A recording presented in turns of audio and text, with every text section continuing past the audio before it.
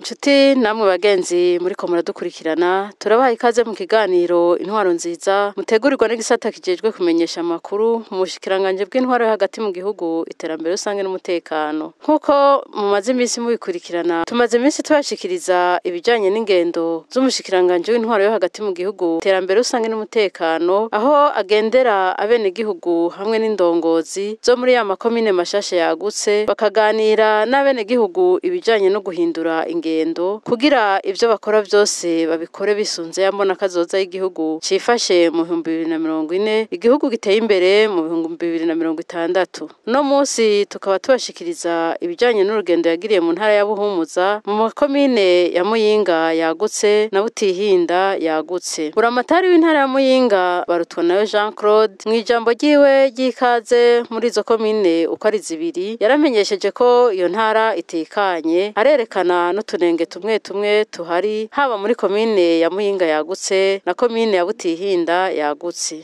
Iyi komine rero igizwe n'amakomine ane: komine ya Buhinyuza, komine ya Mwakiro, komine ya Muyinga ni komine ya Gasogwe. Aka karere kakaba gatekanye muri rusangi, umutekano wifashe neza kiretse utuntu tumwe tumwe nyene twibonekeza.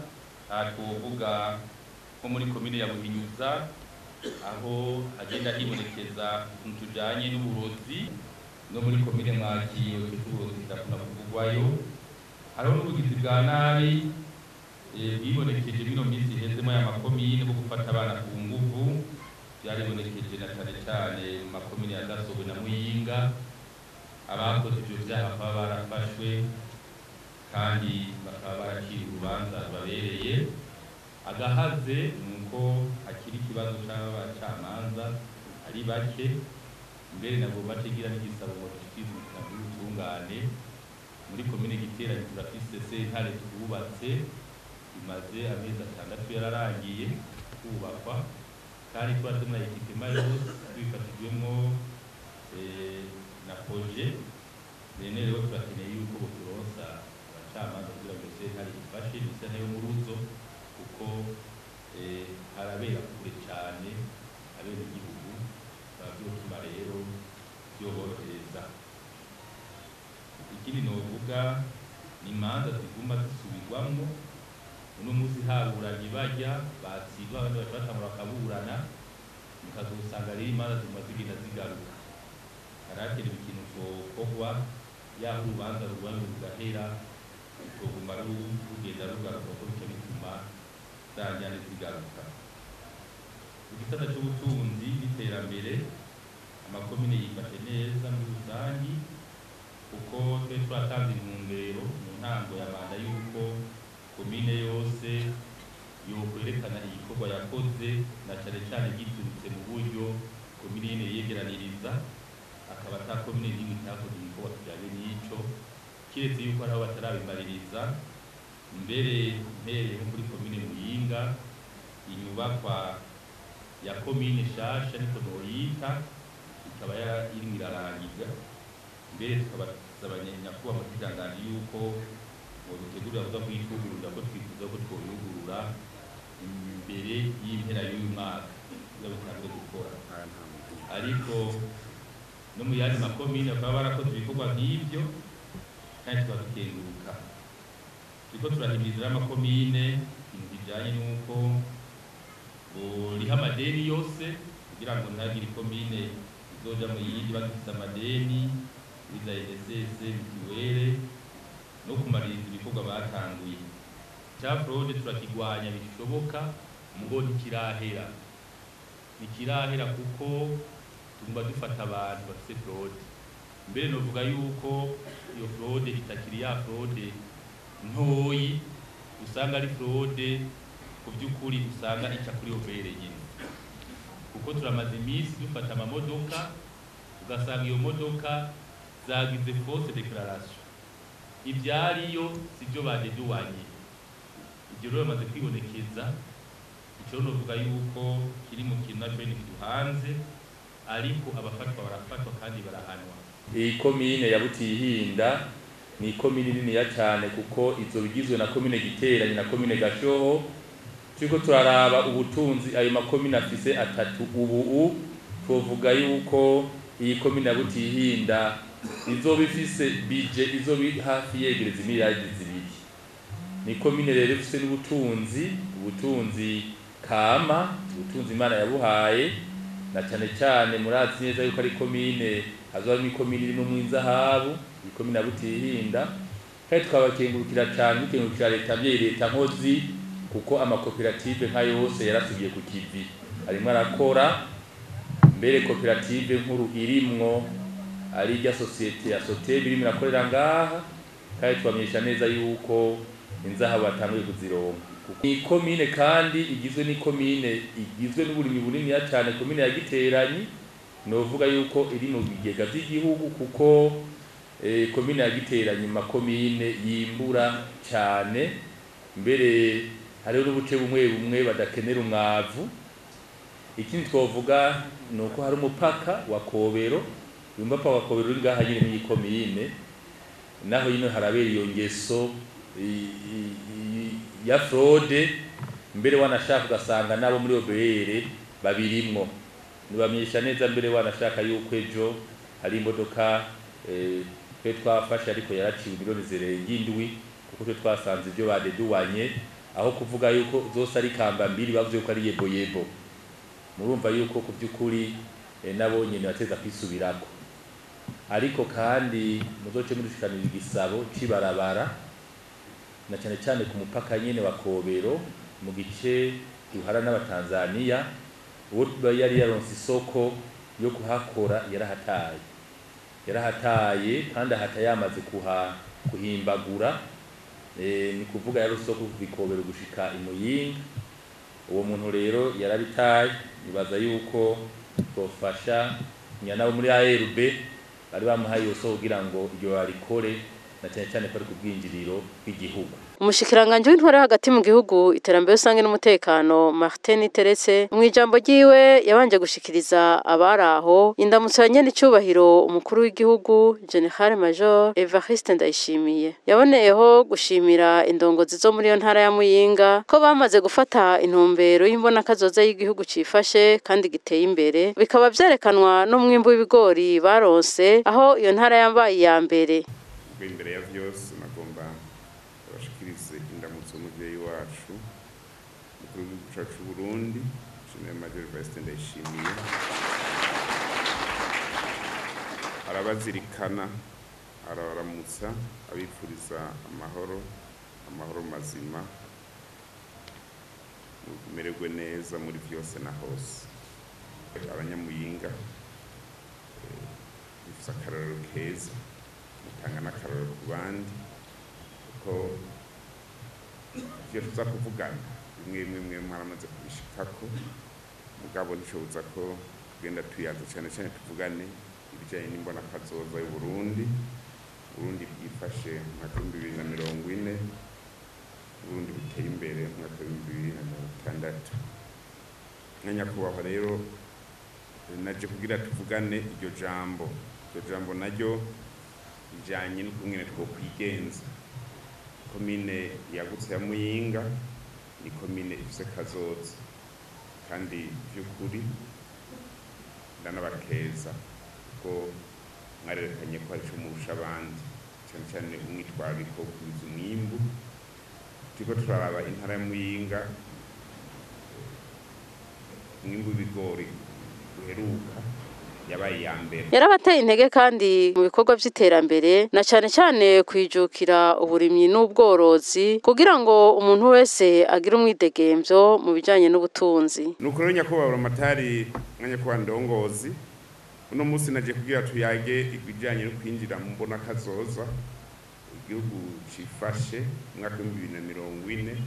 Mugabo si ngombwa ko dushika mu mwaka wa 2040 kuko Muyinga narabonye mwe murahabona n'ikimenyamenya murazi ko mwasezeranye n'ishobora mukuru w'igihugu ko mwaka wa 2027 hari ahantu muzoba mugeze. Hirya rero ni indoto nziza mwirotoreye neza, nimugerageze mubishire mu ngiro kandi birashoboka. Nta buye riri mu mugongo, abanyamuyinga ico maze kubona n'abakozi. Mugo nishoboza ko habura ibitsitaza. Ibitsitaza ni byinshi, mugabo namwe ugume mushira inguvu muri cyane ibikorwa by'iterambere, ibikorwa bigateza imbere imiryango, cyane cyane uburimyi n'ubworozi. Aho rero ico ndamenyesha nuko leta y'u Burundi irashigikiye abenegihugu b'u Burundi, kuko abenegihugu b'u Burundi badahari niyo leta ntiyoha. Twifuza ko dushigikirana rero cyane cyane mu rugamba turimwo kwiteza imbere, guteza imbere ubwo rugamba nago aho ruhera ni hehe murabizi, biduhera kuri iyi si Imana yaduhaye. Iyi si nziza Imana yaduhaye ikaziduha n'imvura umwanya ku mwanya. Rero mwavuze ati hariho ibibazo mutegwa n'imvura, mwiteguraga nimba mwubaka amashuri akomeye, uko imvura ntuzoyibuza kugwa n'umuyaga ntuzowubuza, ubwo umuntu yirinda inkurikizi z'imvura ije nabi. Mugire imiserege kugira amazi azaranyengetera mu misozi, mugire n'amapizani ko kenshi imiserege yonyene irashobora kunanirwa mu guciye wimba ibinogo bitapiza amazi ashobora kugenda yirukanga uko bishaka. Rero kugira dushike muri iryo terambere twifuza ko mwe wese murundi wese ronka umwidegemvyo ujanye n'ubutunzi. Umwidegemvyo ujanye n'ubutunzi naho bisaba ko umuntu wese aronka icyo ashora. Umuntu wese aronka icyo ashora. Ico kintu mucandike neza. Umuntu adafise icyo ashora, uwo muntu aragowe, uwo muntu n'umukene. Aha rero kumbure muri masoka kandi ingurube ziroroshe korora, inkwavu ziroroshe korora, kandi nibikoko birondoka direct, birondoka nyene direct kabisa. Twifuza ko umuntu wese ivye arimye yidegemvya no kubisarura no kubifungura. Imuyinga mu babambere gutera ivoka ruhera ni imari. Ubu bageze kukira 1,000 1,600 burya mu misiza na 2 bizorenga. Yaratanze impanuro ko botuza abantu birirwa ku marigara ataco bakora. Bamusanire murafata bajya abantu ku marigara muze murabafata mu bafu, kuko nabasuma prezime. None umuntu yirirwa kwirigana akaba yambara ishati n'ipantaro n'ikirato, akaba ku mugoroba acanwa ivyeri n'amamuseri n'inyama abikurahe, bajya nibo baturara ku mugoro. Abantu bamarigara muze murabacunga neza kabisa. Abahuza bo ku mitumba yarabahanuye ko botunganiriza abenegihugu bakareka guhiga amatati aho atari. Abahuza ku mitumba shizuza amaboko ntacu. Abahuza ku mitumba abenegihugu barabidogera ko musigaye muri ba bantu bakera bita ababunza ntahe. Musigaye murondera amatati ngo aho atari.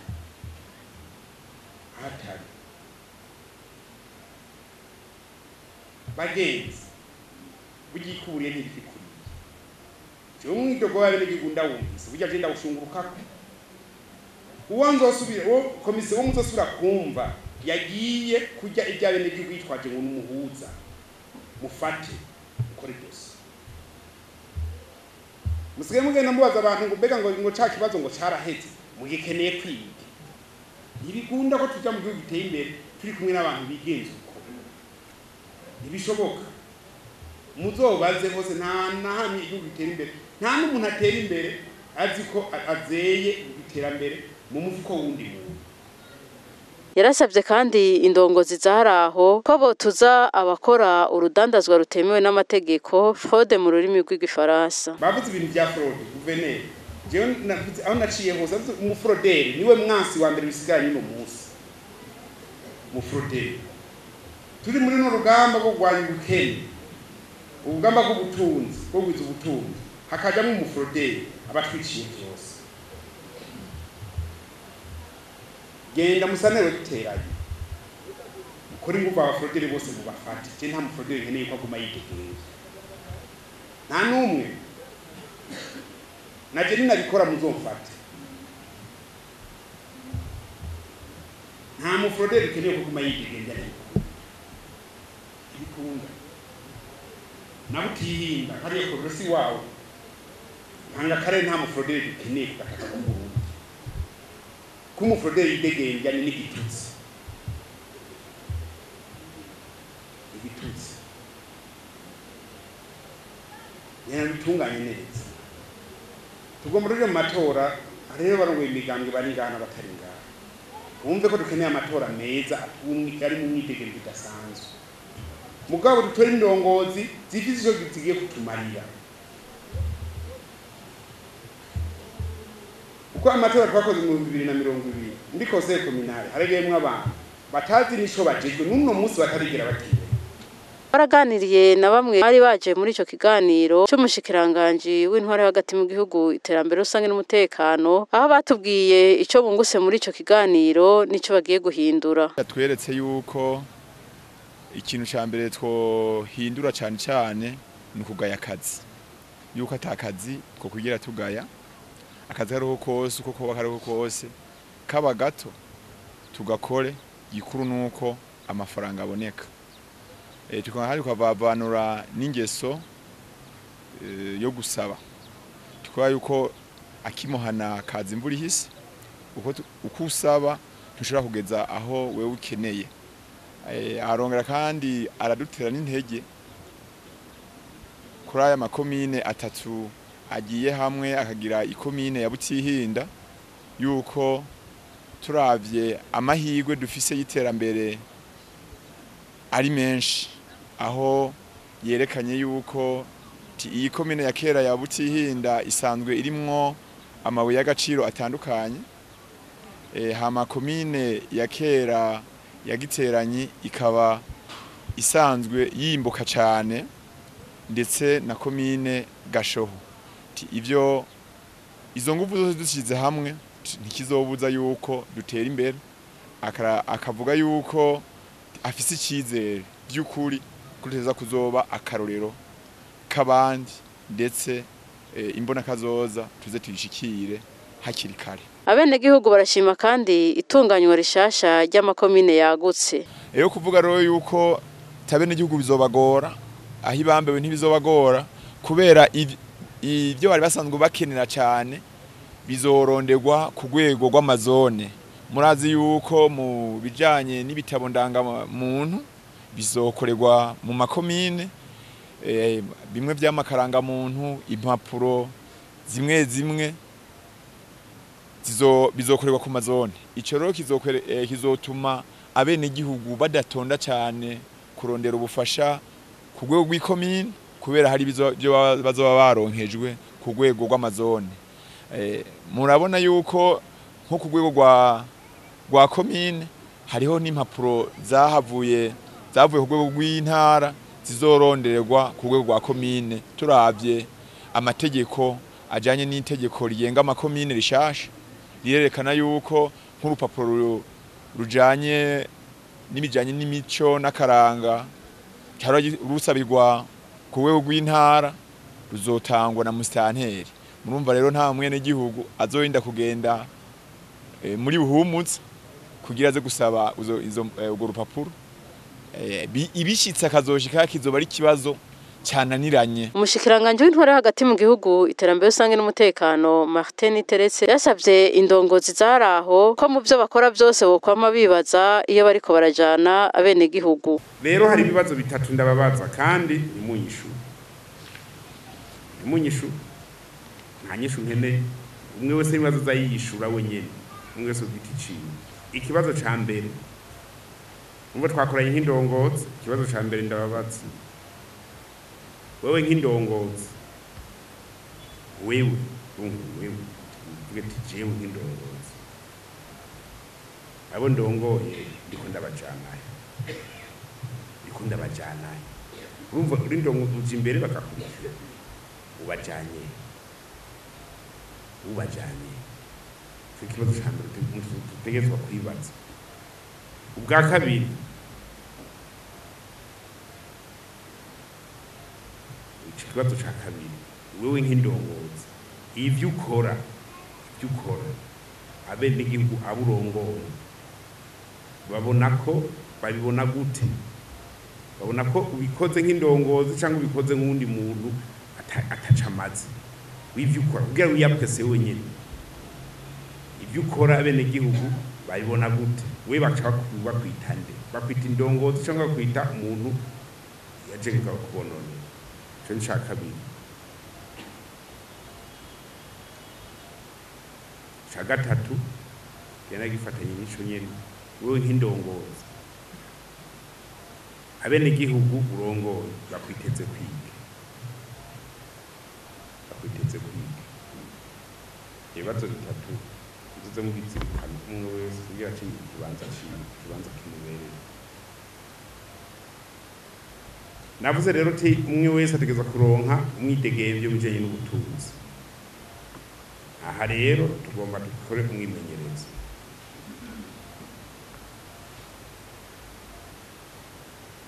abantu batunze muhiri wabo bari ngaha abafisi n'ibiburi rukwavu rumwe bageze kuronka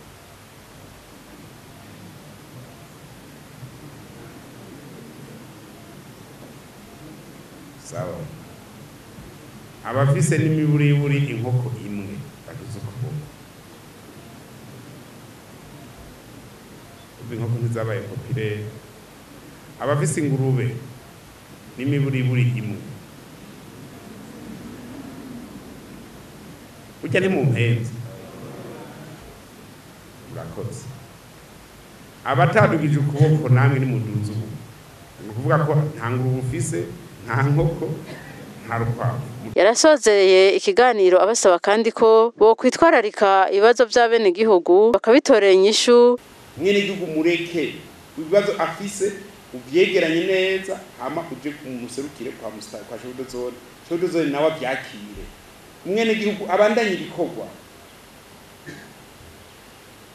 Shobodozone nawe abije kagire desante kuri turagende kubaza ibibazo kumene byaje atanga inyishu kubyashoboye ibyo atashoboye nawe nyene atyegeranye neza muri raporo ashire mu santeri muvyumve neza simbuze ko acarungika umwene gihugu kwa musanteri kuko je nibyo namwe ari niko baje gutonda kwa musanteri kuko harakazi bafise ni pero batonda kugira ngo bigenda gute aho sanza bene gihugu ari benshi kwa musanteri cyamenya ko Shobodozone n'umukuru ku mitumba tacho bamaze nico kimwe nsanza abandi gihugu benshi kwa guverineri ncambona ko musanteri nabo nyene atacho bamaze cyo kimwe n'abakora ku nzego zo hasi kubizo byose byigizo gutora inyishu umwe wese kugera kwiye nyene gihugu ni uko bura amatari kumva ngo yanditse umuntu murabaje kwa minisitiri andaba mu biki cyo dirinda kene yabaza kunda kubera ni iki baza kurara ibibazo byose bitorerwa inyishu gushika kugera kwa bura amatari umukuru w'igihugu yabahaye ububasha budasanzwe ko gutora inyishu ku bibazo byose bahuye nabyo werekera icyagoranye rero niho acaza akanibukira raporo bwana minisitiri gwara genda gize ikibazo umwene w'igihugu yagize ingorane zimizi haca numa bakose bane nabo bakagenda kufana bamatari ibyo bashoboye bakabiheza mambo kusha muko tumwe tumujuragiza nk'agapira kapindi komini ko bakubita gutya pa hariya nikeye ucyandi pa muri bibiya bagasubira handi ko bakakaguma kakageko kazunguka mungu ibyo tutabihevye nibyo guteye imbere niyo twumva ko tutore guteye imbere ibizoshoboka nibikunda ndabarahiye bamusanteri fata ibintu mu minwe ibibazo Shobodozone babazaniye mu bikore byose mushunguruke kuri tera va mu biro Shobodozone bikeneye suwo mu biro akarere karambutse mufise imodoka zibasimbana umwene gihugu nta modoka afise. Nshuti namwe bagenzi mwariko muradukurikirana aha ni ikiganiro cacu kigarukiye naho ubutaha.